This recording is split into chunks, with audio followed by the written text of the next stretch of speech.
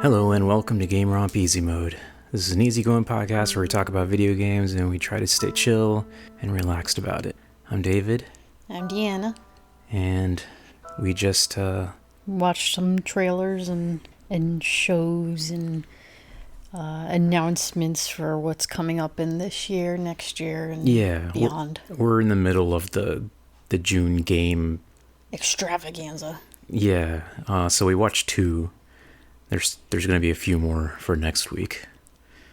But God, there's too much to talk about, so we're not going to do it all in one show. Yeah, that would be a bit much. Also, there might be other stuff to talk about after this, but we'll start with the shows. The first one I wanted to watch was the Unreal... What did they call it? Unreal... I don't know, just the Unreal presentation. Yeah. If they have a name for it, whatever, no one cares. And mostly that was a bunch of tech stuff, but I wanted to see it because they were showing some new Witcher 4 stuff. I mean, it was all Witcher 4.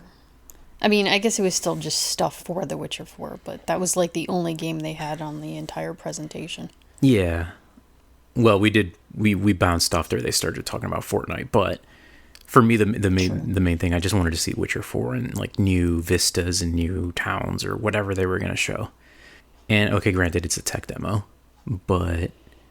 Yeah, that was the only thing I want to bring up. Well, I guess there's a few things, but one of the things was that when they were showing this off, they were like pretending, I guess, or not pretending. I don't know how you want to look at it, of the guy with the controller like controlling Siri, but then like afterwards they admitted it was just a tech demo. So like, which one was it?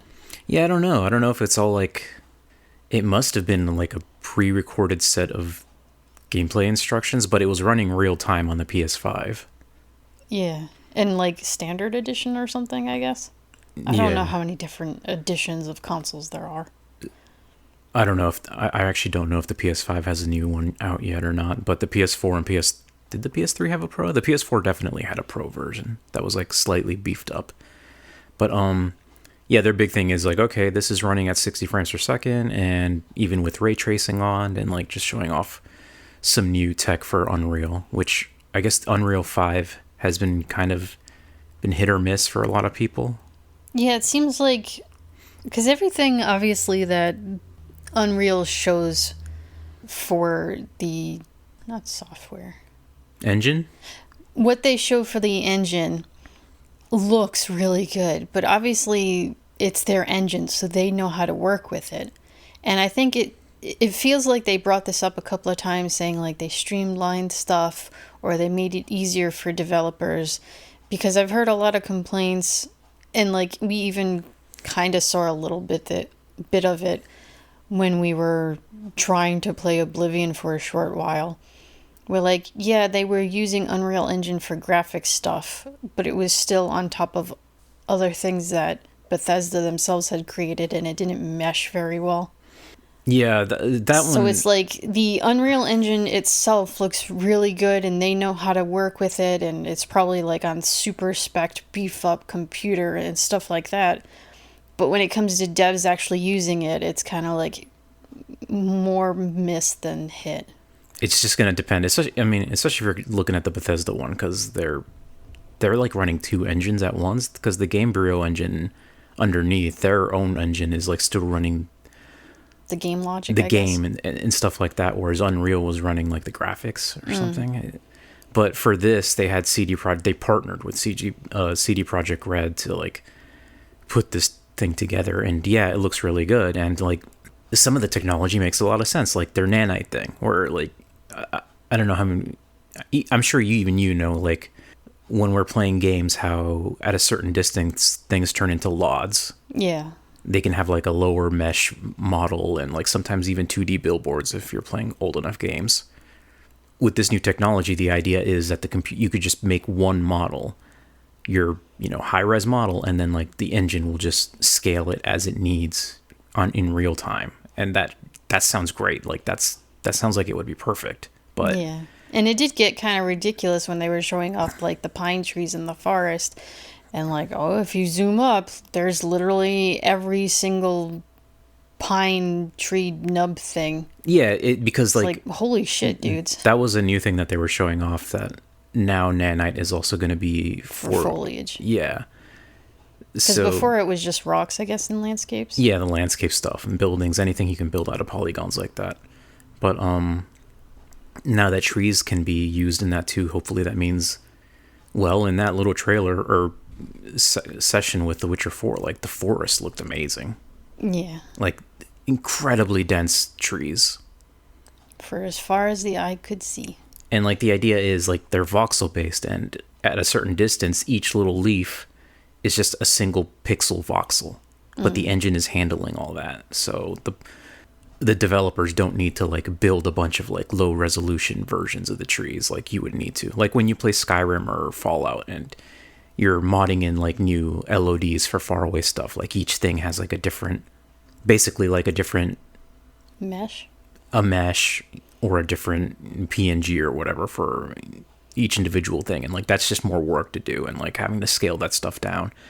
So it's cool that like you could just build one tree, or it seems like what they did was like they built the parts of the trees, and then like built out the branches and maybe like automatically generate different types of trees. Yeah, different, like for the pine trees especially, I guess it's easy. I mean, I guess it depends on the tree, but it was almost like they had like a tree built out of like 12 or 16 little parts, and then the engine would put it together to build up the forest.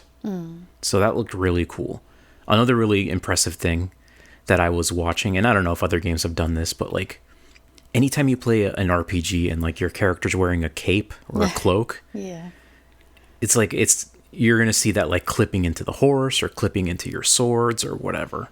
And that didn't seem to happen this time, or at least not as much or at all. I didn't notice it at all, and I was watching for it. Yeah. Because I'm like, this cloak is way too big and flowy. It's gonna surely at some point it's gonna clip into her swords or even onto her horse. But no, like the whole time, even when she was on the horse and galloping, it looked really good just flowing on her, and it didn't clip into the horse or her swords like once, which is, I know it's like a little thing, but like, I don't know, stuff like that just really immerses me. It's been a staple in video games for cloaks to glitch into things for like ever. Yeah, so. You kind of just take it as like a fact of gaming, but all these little things are adding up to making the games more immersive, I guess, which is nice.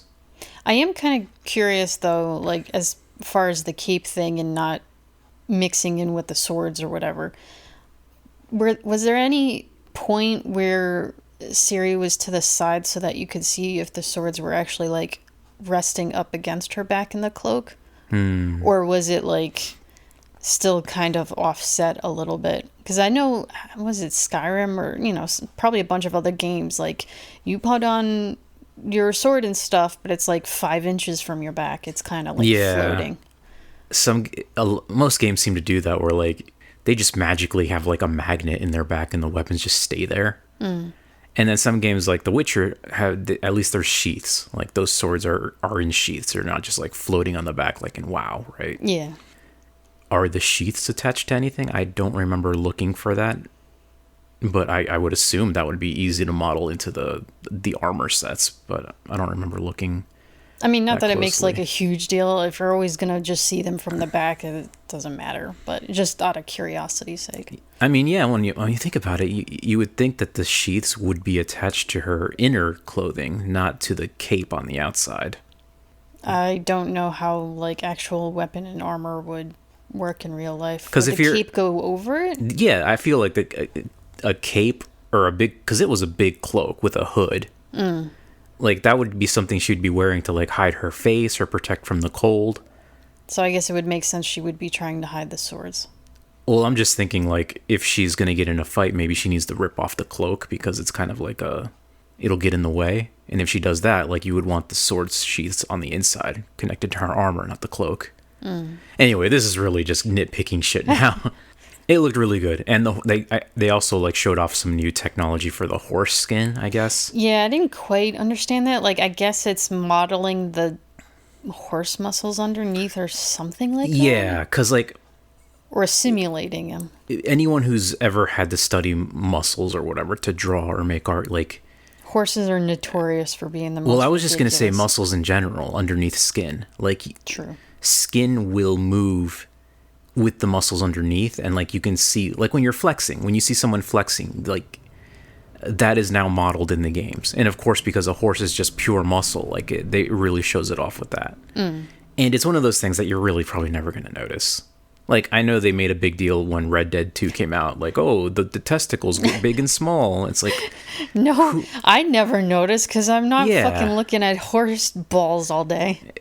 and even if you are going to like look for it, like that's such a minute thing. Like, I don't know. So, Like, I did notice when the horse pooped because that's pretty obvious. yeah. So for things like that, it's like, okay, whatever. You guys are just showing off, but okay, sure. It's just like everything adding up to trying to be more realistic, and like they all do add up, especially like the lighting, because now I guess they did something to the Lumen engine or something, which is like their ray tracing, so that will be slightly better, or not so much better, but Streamlined, compressed, something. easier to run, like more lightweight. Because yeah, I know it was kind of a meme back in when ray tracing was first announced. People were like, I don't need ray tracing, but It does look better if you get devs that can handle it correctly, I suppose. it just yeah, it looks way better. Ray tracing lighting just makes the games feel more real. Not even just the lighting itself, but then like the reflections too. So yeah, if that stuff is like easier to run, it's going to be better. And granted, I mean, we're probably not going to be able to run on our computers, but it's something no. cool to look forward to in the future. I think there was one person, I mean, probably multiples, but I read one person who was like, oh, my 1070 just set itself on fire. And like, mine's older than that, so. Well, it'll be fun watching other people play it, I suppose. I'll play it someday. I definitely want to play The Witcher 3 or 4 because I loved The Witcher 3. Well, okay, you got ray tracing, I guess. I'm probably not going to play it until I upgrade my computer. Oh, okay. Well, So I don't know when that'll be, but when I upgrade my computer, I'm going to have a lot of old games to go back and play. yeah. But that's how it works. I mean, shit, we didn't play Skyrim until way later because of that too. So Fair. And I guess in a sort of way, if you don't mind accidentally being spoiled if you go on the internet or watching other people play first and then still enjoying playing by yourself later on, years down the road or something. By the time we upgrade our computers and can't afford to play the old games which are now the current games about to come out, maybe they'll be on sale. yeah, They'll be slightly cheaper, perhaps. yeah, and maybe have more mod support. Yeah, that's true. Mods are always nice. Usually always nice. So the only other thing, basically the rest of the Unreal presentation, yeah, was just like Tech stuff that I don't really understand, Yeah. but I oddly enough still wanted to see it just out of pure dumb yeah, because after the curiosity. Witcher stuff, I'm like, well, I think I'm done if you want to stop watching this. But they showed like something about the towns in The Witcher. Like if you play The Witcher 3, the cities in that game are just probably some of the best RPG cities because they feel so big and lived in. And they were now showing everyone's running around doing their own thing, having a life, which, like, to some degree other games have done that too, but I guess this just has more of it. it just feels like a if you were actually walking through a city that there's like a ton of people. And Which they're all moving in different ways, and man, I don't know how they fucking do all this stuff. like but- I don't remember know if you the last time you played Skyrim, but like when you go to the big cities, like Solitude is the big capital of Skyrim, and it's fucking like barren. it's like yeah, it's like 5 houses. 5 houses and like 20 people in the city. It just doesn't feel like a city, but the cities in Witcher 3 did feel like cities. And it's like, I know a lot of people get upset, like, oh, I can't go in every house. But it's like, you can't go in every house in real life either. That's kind of the point. It would be unrealistic if you could. Although I will say, for like a game like GTA or something, there are a lot of buildings that are just businesses that you can't walk into, which is, Yeah. I mean, you can't maybe walk into every business either necessarily, but definitely more than houses. Anyway, I think that's probably enough for Unreal. The other show we watched was the Sony show, the State of Play. And I don't have a PS5, but I mostly watched it because I know a lot of the games on there are going to be released to PC as well. Yeah, I guess that's a positive. And some that we can actually run because not. Not everything is hyper realistic, Yeah, super yeah. intensive. Should we go skim through them or just talk about the ones I want to talk about? Let's do a couple of just quick skims and just say what they were in order and if we have any thoughts whatsoever. Because, like, the first one they showed off, was it Lumens or something? Yeah, Lumens, which is like this puzzle game. Yeah. I think that it first started on the PSP, but I've never played any of them. My thing was, oh my god, this is too overwhelming. There's, like, too much flashy shit going on. Yeah, it was very busy. That's not what the old games were like, but whatever. I guess that's kind of how they have to try and keep puzzle games interesting, is to make it overwhelming. I don't know. But yeah, we can do a little quick Okay. quips about everything. In no particular order, because I don't remember what order they were in, but one of the ones that popped up that looked visually impressive was Marvel Token Fighting Souls, which is a fighting game of the Marvel heroes, and it's made by Arc System Works, which they do Guilty Gear. Yeah, so this one's interesting because, okay, fine, it's just a fighting game and it's also just Marvel fighting game. Yeah. But it has a very Japanese influence. Because, like, Yeah. even you said in the beginning, oh, is that like Japanese Iron Man or something? Yeah, yeah. I was like, well, yes and no. It is just Iron Man, but they were allowed, encouraged to kind of almost like redesign him in a way. Yeah, they basically told them, like, make these heroes the way you want to make them. And they kind of put like I don't know if you want to say like a Japanese twist on them, but like, yeah, if you look at Iron Man, he kind of looks like a mecha. He almost looks like a Gundam in a way. But yeah, then you have like Spider-Man's got a unique look, and they're all shouting in Japanese, which is kind of funny. Yeah. And there was like, what, Miss Marvelous or something? Or Marvel? I don't know her name. I think it is Miss Marvel. Okay. And most of them looked basically how they are. The only one I didn't get was the shooting guy. I don't know who remember that who that is was? either. I don't even know their name. Yeah, because there was like what, I don't even, was it Hell Rider or the skull that's on fire dude? Like, I watched the movie when it came out and I don't remember. Yeah, I don't remember his name either, but I recognized him. There's Then just there's Storm. a She bunch of looks heroes good. that, like, I mean, I'm just not a Marvel, I'm not a superhero person to begin with, so. Yeah. The only time I cared about these characters was when it was, like, in Marvel vs. Capcom. And that was mostly because, like, I wanted to see all the Capcom characters.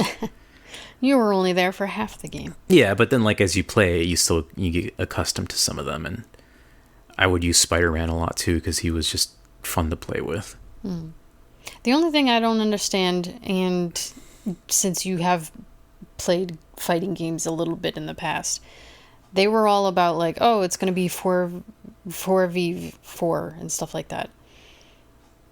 Now, I guess they said there was the option of just playing like the main captain, I guess, of the group, and then you have the 3 supports, or you can switch between the supports and whatnot. Like, does that not get confounding? Like, I mean, I guess people that do fighting games have done this for so long, but like, that seems overwhelming.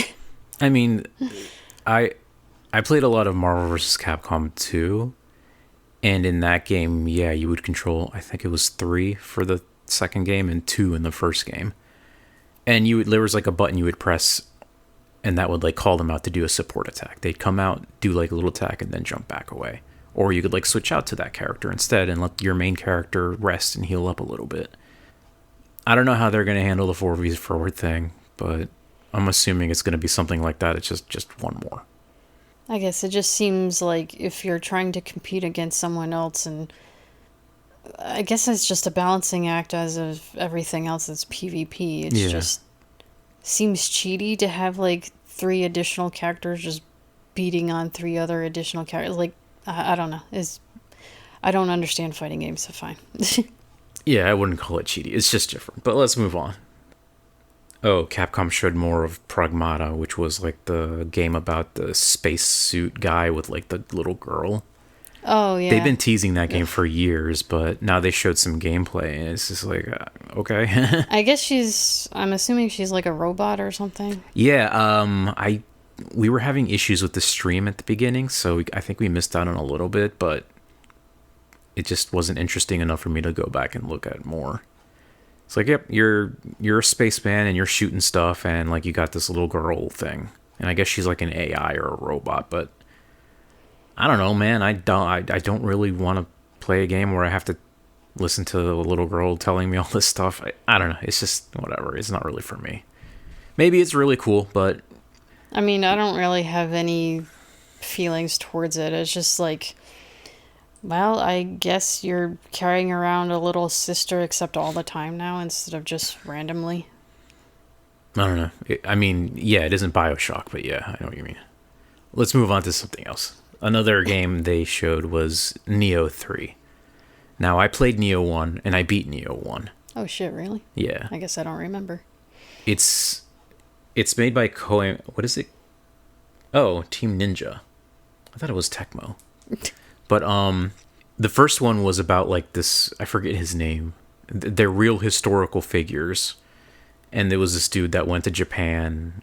He was an English dude, I forget his name, and like he had to basically see, oh god, I don't remember all these historical Japanese figures, but like I think it was the dude after Nobunaga that like united the country or something. And it's like the story playing out like of that happening, but then like there's also demon stuff and like, you know, magical shit. Neo 1 was really fun. It's basically, imagine Dark Souls but like Japanese with like ninjas and samurai and yokai, lots of yokai. And you would have like a system where you could summon like a little summoned animal elemental spirit thing that would change your stats and like your magical attacks, and some of them have really cool attacks that you could pull out and they're really helpful. It was good. I liked that first game. It was really hard, like a Souls game would be. I played the demo for the second one, but I never bought it, so I never actually played through it.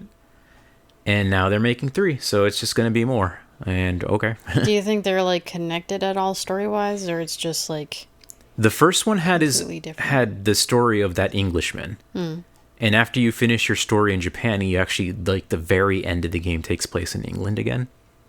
The second game, you make your own custom character. It's a created character. You can play as a male or a female, customize their face. I don't know what their story is.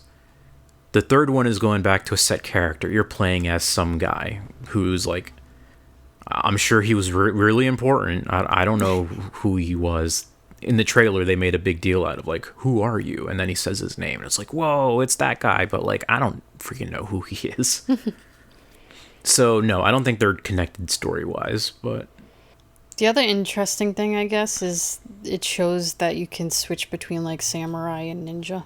Yeah, that's interesting because in the first Neo, at least, like you would have builds, and you could build a more agile ninja type character and use like ninja magic and like ninja tools. You could also build a more heavy hitter like tanky samurai guy. You could also build like a dude that uses omnio magic and like paper dolls and stuff like that. So there was like a bunch of builds, and now it seems like, I don't know if they're going to focus just on those two that you can switch back and forth on the fly. So I don't know. It's too early to say, and I don't really know how the build stuff worked in Neo 2 since I never really played the full game. But yeah, it looks fine. I'm probably not going to get it, because if I wanted to play more Neo, I'd probably just play Neo 2. Yeah, at least it'd be cheaper. Another one that they showed was Mortal Kombat Legacy Collection.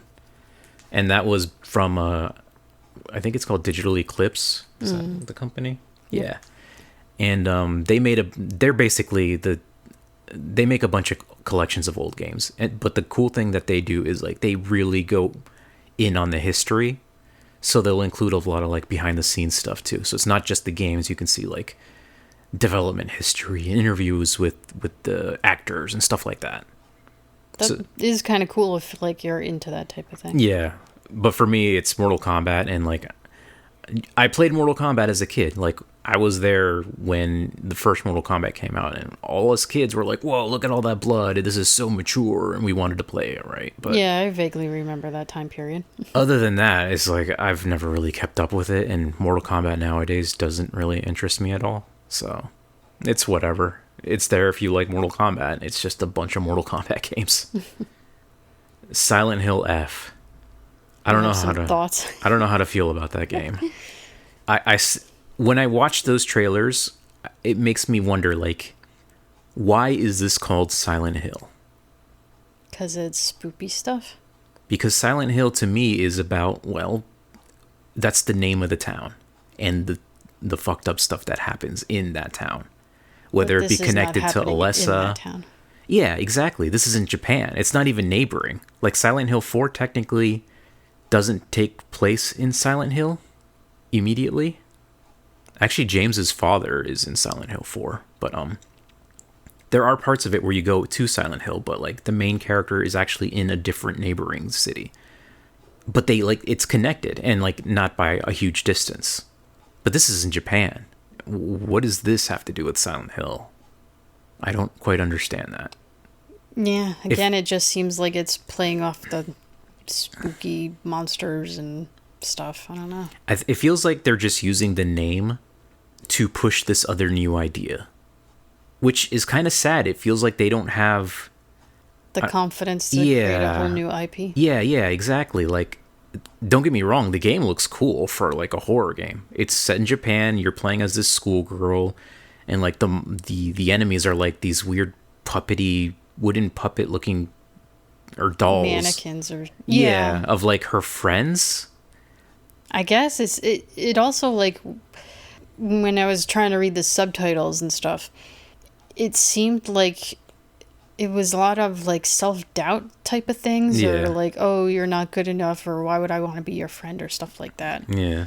So like typical teenage, but also just in general angst and stuff. Yeah. Like this game, like, I want to be clear that it looks good and looks interesting. I can't get over the fact of like, why is this called Silent Hill? And like, are they going to connect it somehow? Is like Alessa secretly half Japanese this whole time or something? I don't know. Like, what is the connection there? The game where like you were in some dude's apartment and the hole opens up in the wall. Yeah, Silent Hill 4. Okay, so was his apartment in Silent Hill, or just connected somehow, right? Or... Yeah, like I said, like I mentioned like a few seconds ago, that Silent Hill 4 isn't in Silent Hill, but there are moments where you do go to Silent Hill because of that hole. Well, it's an interdimensional hole, so like maybe something like that happens in Japan. And like some of the characters are connected to, like Walter Sullivan. He was kind of like a throwaway line in Silent Hill 2, the one that murdered the two kids. And they're like, okay, we're going to flesh out this character. And it turns out he's a serial killer, and he's trying to kill 21 people to revive the old god or whatever. But he's also like obsessed with that apartment because like that's where his mom used to live. Anyway, this isn't a Silent Hill 4 podcast, but yeah, needless to say, there is direct connections to Silent Hill. But it makes sense because it's like a neighboring city. How is this going to make sense for a town way in Japan? And this also looks like an old-timey Japanese town. Like, it doesn't feel like it's modern. It feels like it's in the 60s or 70s or something. Well, I don't know when they started with the schoolgirl outfits, so maybe that's old enough, but I don't know. It'll be interesting to see. I'm once it comes out, like, to figure out the story and like if there is any connection. Maybe someone from Silent Hill or a monster from Silent Hill dug through the center of the earth and they came out in Japan. So for now, I'm not going to worry too deeply about it. It's just one of those things. Once it comes out, we'll see how they connect it to Silent Hill. If it feels like just tacked on, just to use the name because of marketing, or if there's something deeper and satisfying to it. It's just one of those things we're going to have to wait and see. Fair. Metal Gear Solid Delta Snake Eater. So this is Metal Gear Solid 3 remade. Okay. And yeah, Metal Gear Solid 3 is like a fan favorite, and I agree it's really good. I played it back in the PS2 days. I liked it. I don't think I'm gonna get it because I don't know. I've already played Metal Gear Solid 3. I hate that they keep teasing Ape Escape with it. Well, Ape Escape minigame was in the original. No, I get that, but like I just want an Ape Escape game. Yeah, it's funny because like the fact that there was a minigame for it, and when they're remaking this, they're like, yeah, let's redo the minigame as well. that's kind of cool, but it also is like, it would be nice to have a regular Ape Escape again, because I think the last real Ape Escape was Ape Escape 3 on the PS2, and I love that game. That's old as shit. Ape Escape 3 was fantastic, because you played as, I guess you could pick if you wanted to play as the boy or the girl, but they would get like different costumes. So like you're starting off with the normal character with a net, but then like you could have like a knight costume or a ninja costume, and they would change the way you play the game.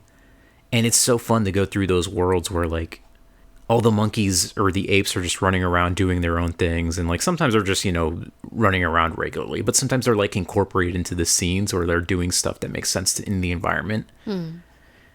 But anyway, yeah, Ape Escape is amazing. Ape Escape 3 especially is probably my favorite, and I wish they would make more Ape Escape. I would play a new Ape Escape faster than I would play Metal Gear Solid 3 again. No offense to Metal Gear Solid 3. Again, it's a great game, but I already played it. And it's one of those games where it's like a very story thing. So, like, if you've already experienced the story, like, why do you need to do it again? Yeah, I guess unless you really like the gameplay of Metal Gear Solid 3, but if I want to play more Metal Gear Solid for gameplay, I just probably play Metal Gear Solid 5, because that was my favorite gameplay-wise. I mean, if they're going to be going through all the trouble of making these new monkeys, then, yeah, just make a new Ape Escape. That would be nice. But they're making a new Bloodstained the Scarlet Engagement. Okay, well, that doesn't mean anything to me. I think I mentioned this in one of the previous podcasts of spiritual successors. This is basically Koji Igarashi's stopped making Castlevania games and spun off his own team to make basically Castlevania, except without the Castlevania IP. This is what this is. As is tradition. It looks like there might be multiplayer in it too, or at least AI companions, because multiple shots were of two characters attacking a bunch of stuff. It looks fine. I mean, it didn't set my world on fire. I love the old Igavania games, but this is in 3D, and somehow it just, I don't know, it doesn't capture my imagination as much as the old 2D Igavanias with like the incredible sprite art. I'm sorry, what's an Igavania? Castlevania made by Iga Kogarashi. What's his name? Oh, okay.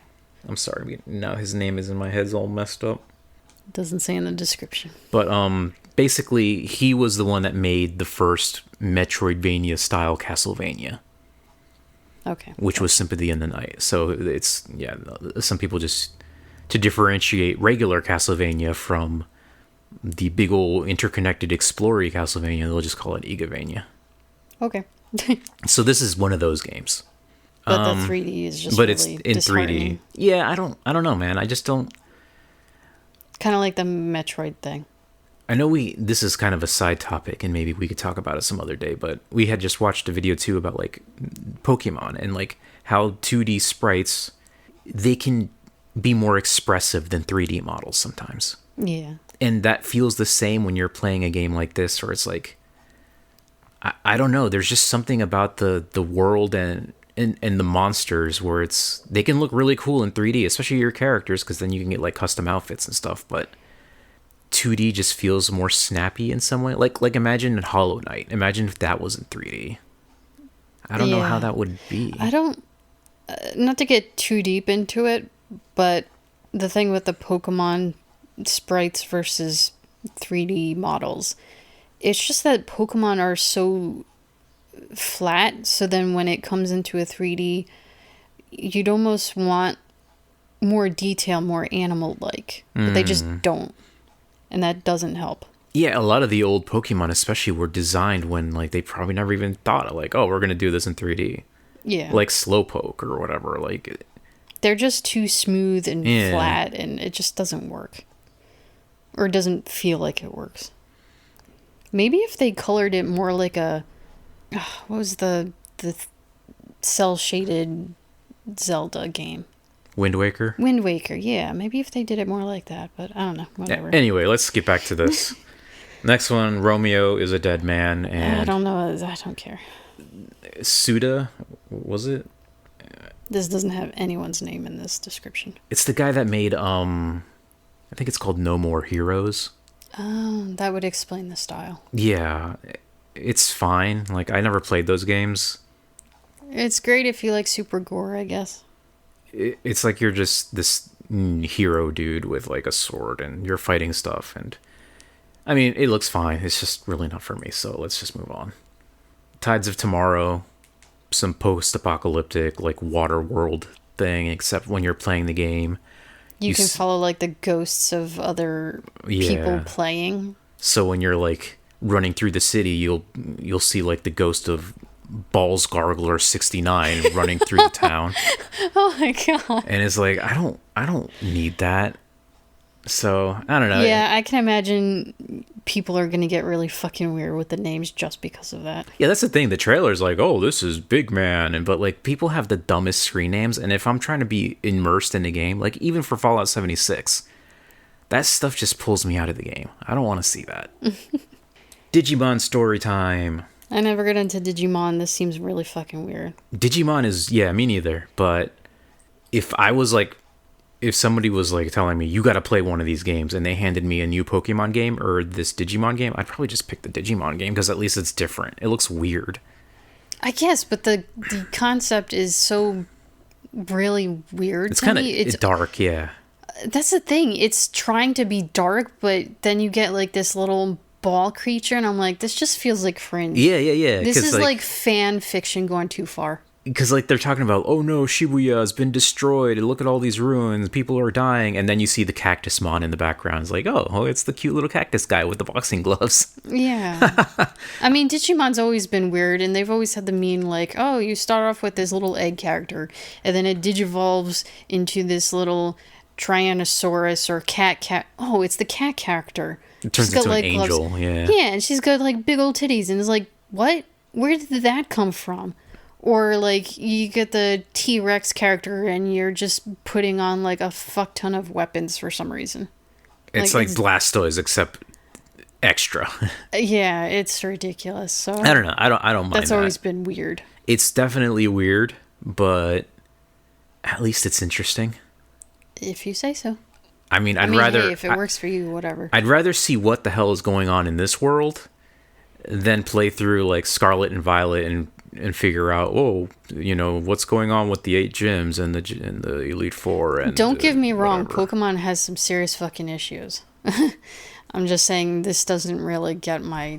No, that's fine. This doesn't appeal to me anyways. And let's be real, I'm not going to play it either, so we can just move on. Fair. Thief. Never played a Thief game. They showed a VR Thief game. Oh yeah, that's another thing. It's VR. We can't do it anyways. But, like, if you thought it looked interesting, there's older Thief games you could play. No, I know. Do we have one of those, or did I just have it on my wish list? I'll have to check my Epic account. Maybe they gave away one, or if not, there's probably some on, like, Game Pass. And if not, like, still, if the concept intrigues you, some of them are probably old enough that you can get on a Steam sale for, like, $10-$20. Yeah, probably. But Thief is, it's a game where it's stealth. You're stealing stuff. It's in the name. I mean, you get the idea. How do you pronounce this? Karn? Karn? I think it's Karn. I don't know. Karen. Oh, it's the word air between the letter C and N, so maybe it's Cairn. Yeah, Karen. It's a game where you climb mountains. And... I guess you can meet NPCs and other... Was it just NPCs or other players too? I think it's just other NPCs because he was talking. And, like, you have to deal with... There's no monsters or fighting. It's just the environment and the climbing. And, like, you can get injured. So when you're camping, you have to, like, bandage yourself up and, like... That made you feel sick? I wouldn't say that. It's just, like, ugh, I don't like looking at that kind of stuff. So it's like, yeah, her fingers were all fucked up and she had to, like, bandage them. I'm like, I don't want to deal with that. What do you think, though? Did that look interesting to you? It's definitely not my kind of game. I don't know. I guess I would try a demo, but I'm not... I don't know. Probably not. Okay, fair enough. Ninja Gaiden Ragebound. So I don't know shit about Ninja Gaiden. So the people that made Blasphemous, I guess they got picked up to make a Ninja Gaiden game. And it looks really good. If you've played Blasphemous and you know that 2D sprite art, imagine that except Ninja Gaiden. It looks really good. I have an idea of what I think Blasphemous was, but I'm not entirely sure if I was... Yeah, it's right like or not. It's some like it takes place in, I guess it's fantasy world, but like it has a lot of like Catholic imagery, and like your main character's got this big old like pointy helmet, Yeah. It looks really cool. I think I just saw like a couple of clips when someone I know was playing it. Yeah. Okay. So Ninja Gaiden looks pretty good. Would you play it?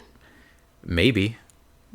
I do want to play Blasphemous. I've never gotten around to playing those games, so I'd probably do that first. They'd be Hitogami. Hitogami is a game that is origami. It's in the name, right? You're a hero origami. Yep. So you're going around this, colorful, papery world, and you can turn into like different animals with your origami powers. It looks cute, and that's basically all I got to say about that. Yeah, pretty much. Baby steps. This is a gag game, but I It's guess like I co-op. would. Yeah. Except 3D, and you're playing some weird like man-child guy. Yeah, I guess so. It seems like a game I would like to see other people play. It's definitely a streamer game. Yeah. Where like you're gonna watch somebody be a buffoon at it and scream and laugh. Yep. I don't know if I would play it, but yeah, it's definitely one of those games that would be fun to watch certain people play. It will be quote unquote interesting to see what kind of story comes out of it, because yeah, it seems completely ridiculous. Okay, I left the ones that I actually care about for last. Yeah, I saw you go past those. Well, I might start with the one that you might play too. Okay, so Sword of the Sea. This is a game made by the folks that made Journey or Abzu. And there was one other game they said they made, but I don't remember. Yeah, what it I was. didn't recognize that one. But Abzu was a game that I know you played as well, right? Yeah. And you were like swimming through the sea, and I don't remember what the story was exactly. Like there was a shark and like some evil robot stuff. I But just remember like ruins and stuff. yeah, it was mostly like you're just traveling through the seas and you find a bunch of like it was just like a traveling explory kind of adventure, like very low stakes. Yeah, it was pretty too. Yeah, very pretty. Especially like there were some parts where like just huge, massive schools of fish. And like you could like look at them up close and see what they're called.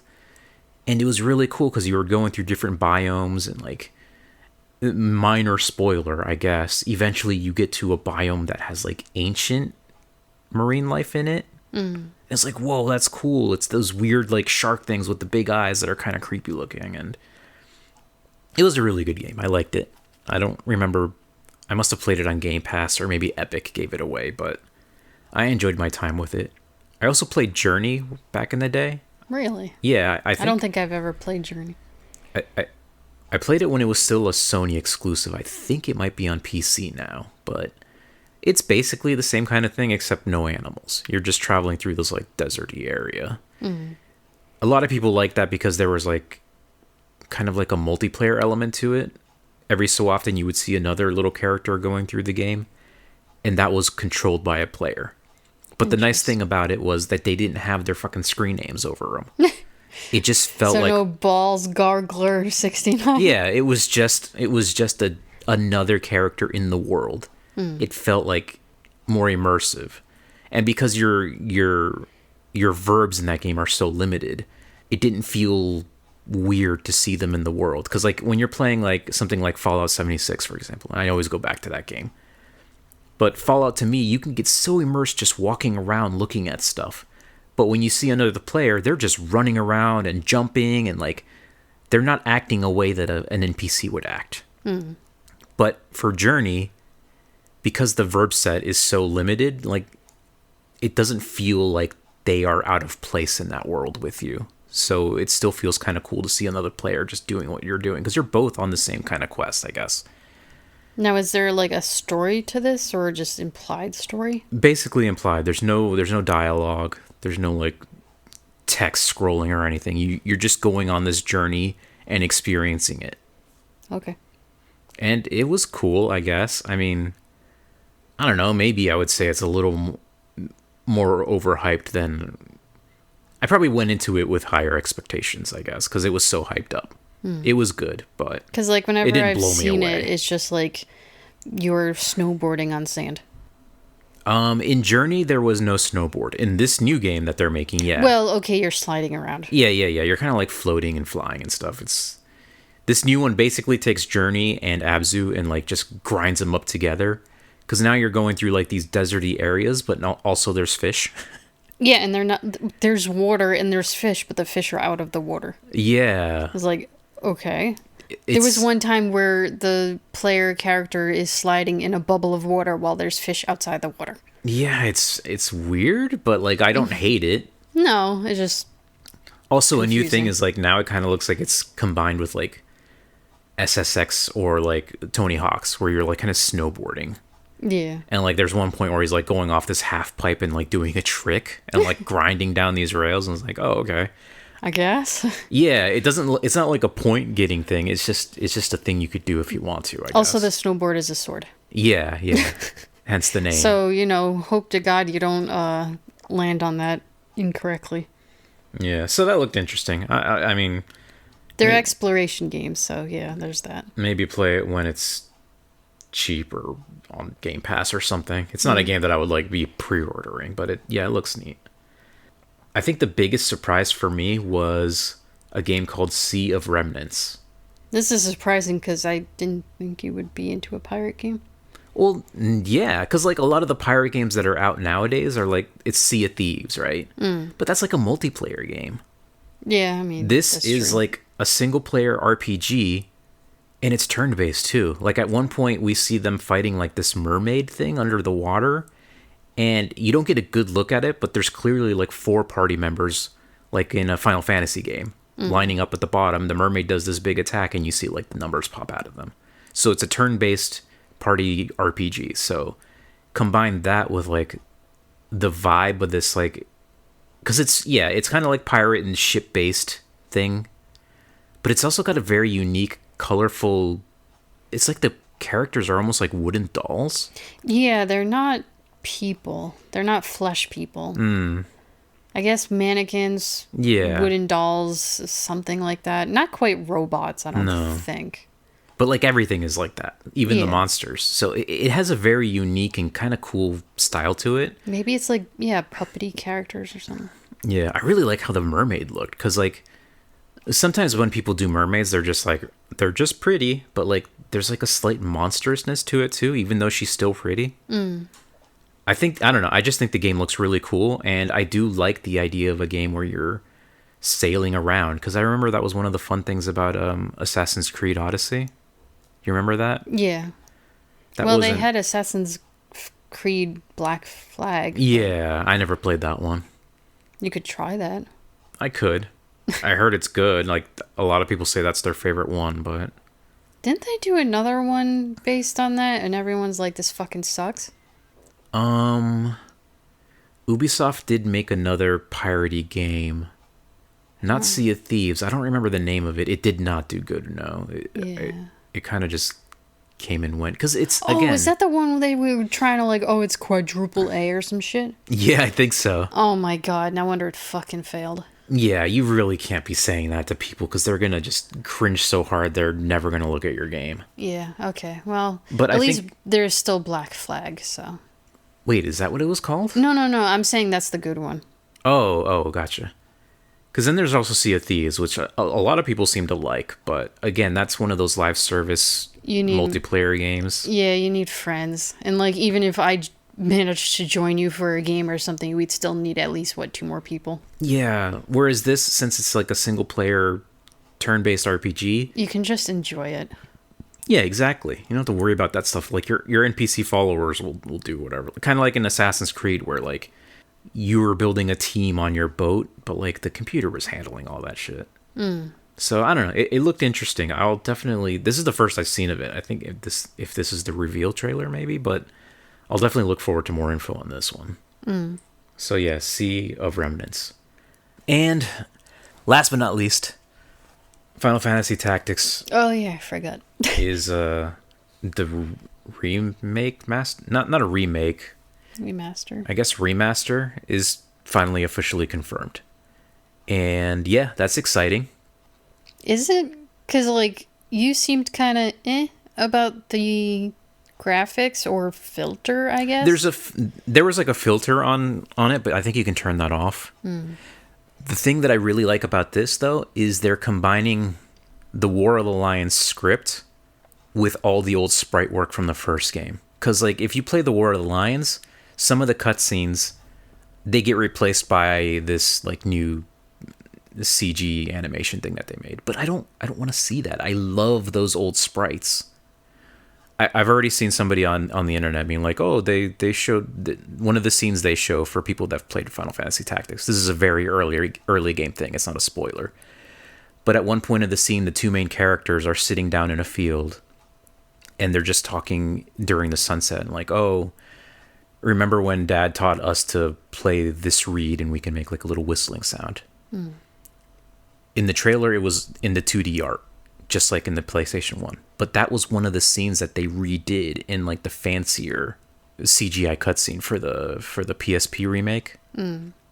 So it looks like they're undoing it. I don't know if they're undoing it and removing all those scenes altogether, which would be fine by me. But you can definitely see them in the old 2D art style now, which is what I want, because I love those sprites. They're so expressive. This game is up there with Suikoden, or Suikoden 2 at least, with some of the like crazy detailed sprite art that like they didn't have to go that hard, but they did. Yeah, that's fair. So it's also got that it just has such a good story too. So this would be a fun game to play on stream. Another thing that they did was, I guess, like all the lines are now voice acted. Mm. So if we did play it on stream together, we wouldn't have to worry about reading it. That's fair. That would be nice. So maybe that's actually interesting for you to say, because don't you usually hate all the lines being read out? Yes, if I'm playing it alone, I'll just probably skip through. Like even when I was playing Promise Mascot Agency, it's like I'm not listening to all this stuff, especially because it's Japanese. But even in an English game, yeah, if I'm reading it faster, I'm just gonna hit the button, even if they're mid-sentence. But if we were playing it together, like on stream or something, then I would just let it play out. Especially because, like, as somebody that's going to be experiencing the story for the first time, I would like be okay with like seeing how they say it, especially for you. Because yeah, Final Fantasy Tactics to me has like it's probably one of my favorite Final Fantasy stories, because again, it's more of the political stuff. At least it starts out that way, of like people dealing with real life issues, people versus people, and power hungry people, and fascism in some sense, and like nobility. It's just so... For this game, when it does come out, I want to play the first chapter with you, and then from there we'll decide if we keep playing it. But like even just that first chapter will be enough to decide if you want to see the rest of the story. Okay. And we should also go back and finish Suikoden 2 at some point. Yeah, maybe. One question I do have for you is, what do you feel about them just including like the old game in it too? That's great. Because, like, if you wanted to play, you're just going to emulate it anyways at this point, right? You could, yes. But it's got the updated translation. Oh, okay. So even though it's, like, basically the PS1 game, it's got the new dialogue. And Final Fantasy Tactics was pretty famous for having a bad translation. Or maybe kind of rushed. You could still understand it if you go back and play it. But, yeah, it's tough, because there's some lines in that first original game that just hit so hard. Like one of the most famous ones at the very, very beginning of the game, where the girl you are watching after, who I think is like a princess, she gets kidnapped. Surprise. Yeah, because of, politics. And the guy that kidnaps her basically says, I forget what she says in the beginning, but his reply to her was like, blame yourself or God. And like everyone went crazy at that fucking line back in the day. But it was basically more like, I know your situation sucks, and I know you hate me for doing this, but this is beyond either of us, basically.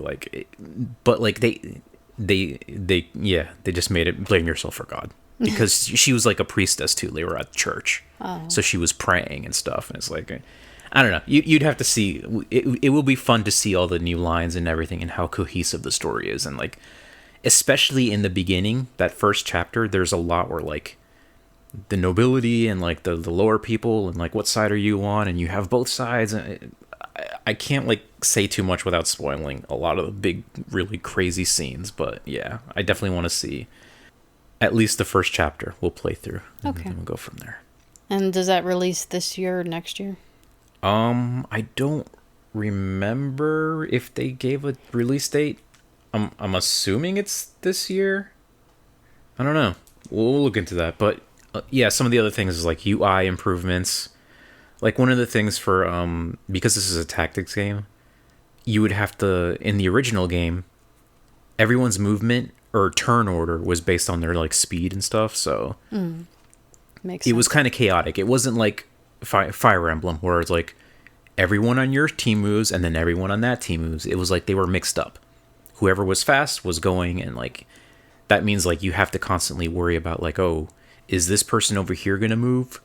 Is if my dude is casting a big spell, is it gonna hit the guy, or is like he gonna move out of the way? Or worse, if like you're targeting that guy specifically, if he's gonna move in like melee range to your other guy, then your spell's gonna hit your own guy too. So like you had to like pay attention to the turn order. You had to go through like a bunch of menus to like see like whose turn is coming up and like all that stuff. Now they're making UI things that like make that a lot easier to see on the fly. So stuff like that is going to be really good. I think they're adding difficulty modes too. And hell, if it's on PC, there'll probably be mods, which will be nice because like as much as I want to play this game again, I don't really want to do the grinding. So if I could just like turn on easy mode or just like up the XP and job point rate so I don't have to grind, that would be nice. I already did that as a kid. I beat this game as a kid. I don't need to be grinding again. Yeah, fair enough. Anyway, I guess that's all for the Sony show. Well, you seem pretty excited, so. For some things, yeah. Well, obviously. I guess we're good. Yeah, I mean, we played some other games, but I guess we don't have to talk about them for now. Yeah, I guess I should finish the one that I vaguely started, so. Alright. In that case, I guess we'll just leave it there. We're gonna watch the, God, there's still so many. The two big ones are the Jeff Keighley one. Of course. That's gonna be like E3, where everyone is just mixed together, because that's not tied to a specific console. And then we're going to watch the Microsoft one, because, like, well, they release a lot of PC games and, like, Bethesda stuff. So some people are like, maybe we'll see Elder Scrolls. Yeah, and also then Wholesome Games and Day of the Devs and stuff like that. Yeah, Day of the Devs, I think, is after the Jeff Keighley one, and Wholesome is on a different day. There's, like, lady-led games or something by, like, female developers. There's a bunch of smaller shows that are, like, specific niches and stuff. Yeah, there was one like Green Gaming, which was like environmental stuff. I was like, there's so many, man. Like, one of these days is gonna have like, I swear, like 4 to 6 hours of presentations, and I'm probably not gonna watch all of them, sadly. Oh well, such is life. But yeah, we'll at least for sure talk about the two big ones. Maybe Wholesome if we have time. So I guess look forward to that, and I guess maybe we'll see if there's any nice surprises. Is there anything you're kind of like crossing your fingers for or hoping for? Nope. Yeah, I didn't think so. You're boring like that. I do want to... No point to get my hopes up on anything. I guess. Like, what am I going to do? Hope for a new flashy game that I can't play? Like, come on. I don't know. Wouldn't it be cool to watch the Jeff Keighley show and like, oh, we have more info on Okami? Yeah, okay, I guess. Or like, oh, we watched the Microsoft Bethesda show, and they're like, oh, guess what? Surprise, here's Elder Scrolls, what are they up to? 6, 7? The new one. 6. Or even better yet, like, hey, you know, Fallout, the TV show, did really good, and like the new season's coming out this year, I think in December or October. Season 2 of the Fallout show. Maybe they'll be like, guess what? There's also a new Fallout game made by Obsidian. Holy shit. Surprise. Fucking shit your pants. This is amazing. Oh my god. But please don't shit your pants. Especially not the people all in the hall together. Anyway, that's what I'm saying. Like, I want to be surprised by something cool. So. Okay, well. I guess, I don't know. We'll see. We'll come back when there's new stuff to talk about. Also, the Switch 2 just launched, so there's a lot of people out there playing like Mario Kart now, but that's not us, so sorry. We're not going to talk about that. Oh yeah, that's not our area of play, I guess. Yeah, I mean, maybe one day we'll get a Switch 2, but that's the thing. I barely ever touch the Switch 1s. Like, Mario Kart looks kind of fun, but I'm not going to spend like $400 just for Mario Kart. Yeah. Although, you know, it is fun to know the people behind Xenoblade Chronicles, they helped make Breath of the Wild to help Nintendo make that big open world for Breath of the Wild. Apparently, they also helped to make the big open world for this new Mario Kart game. Oh, okay. Well, that would explain why it's more open world. Yeah, I was like, hey, if you guys are gonna be doing this, why don't you tell them to help the Pokemon company too? They need some serious help. Anyway, that's enough for that. We should just we'll see you next week. We love you. Goodbye. Yeah, take care. Be good.